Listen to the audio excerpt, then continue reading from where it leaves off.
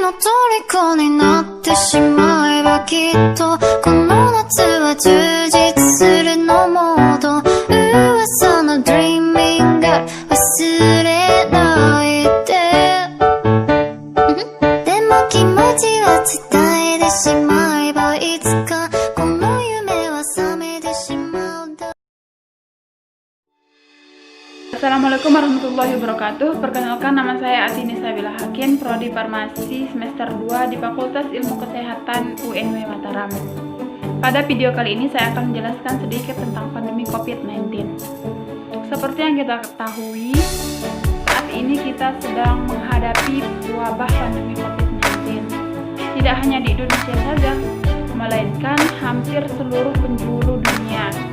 Pemerintah kita pun sudah melakukan langkah-langkah untuk mencegah COVID-19 ini, untuk mencegah penyebaran COVID-19 ini.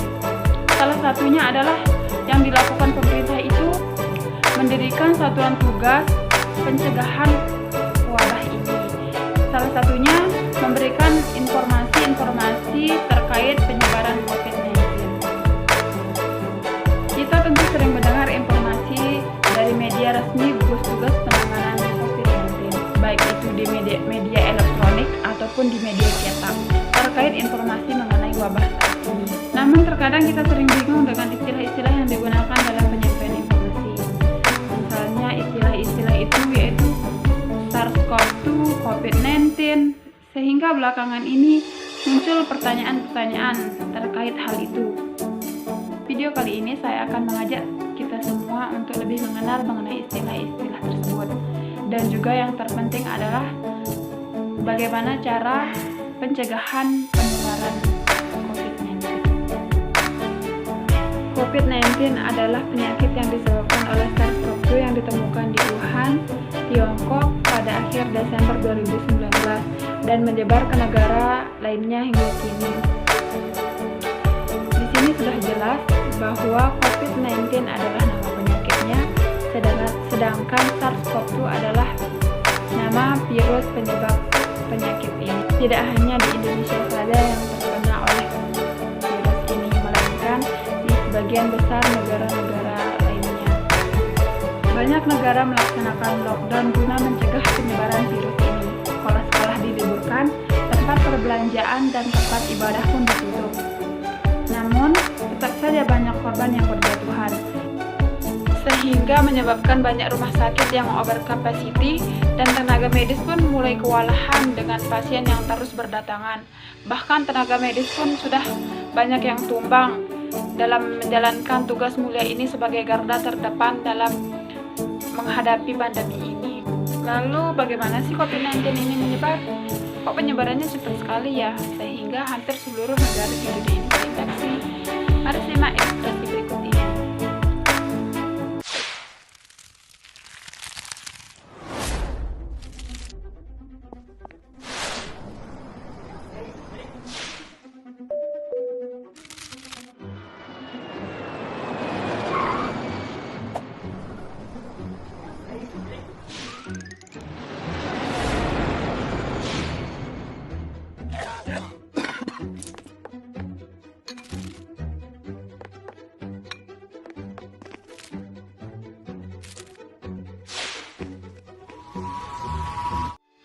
Seram kan? Dari ilustrasi tadi kita dapat mengetahui cara penyebaran virus ini. Jadi, virus corona itu bersifat zoonotik yang berarti virus itu pertama kali berkembang pada hewan sebelum menyerang manusia. COVID-19 juga menular dari manusia ke manusia melalui bersin dan batuk. Penyebab infeksi corona tersebut antara lain percikan air liur pengidap, bisa dari batuk dan bersin, menyentuh tangan atau wajah orang yang terinfeksi, menyentuh mata, hidung, atau mulut setelah memegang barang yang terkena percikan air liur pengidap virus corona. Masa inkubasi virus corona ini adalah 14 hari.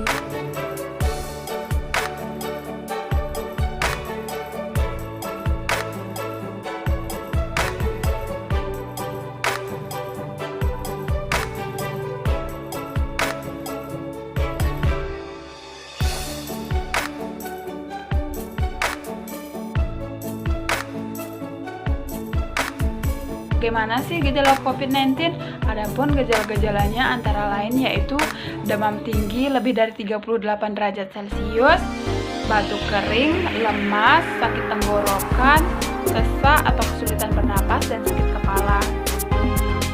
Seperti yang kita ketahui, sampai saat ini belum diketahui obat antivirus untuk COVID-19.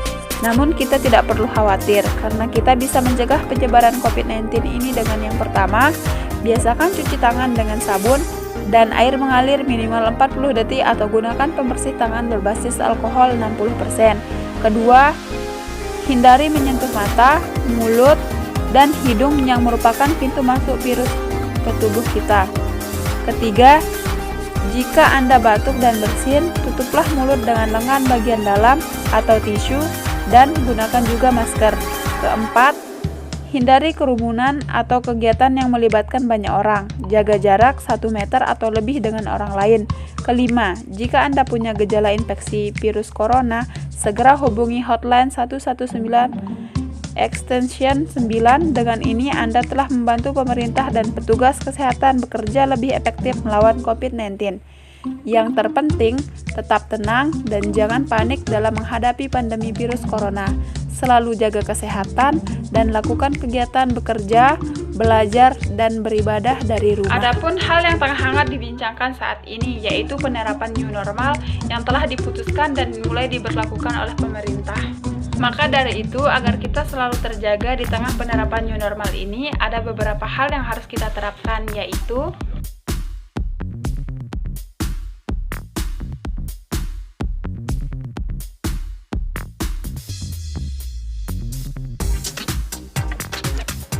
mungkin cukup sekian dulu dari video pertama ini.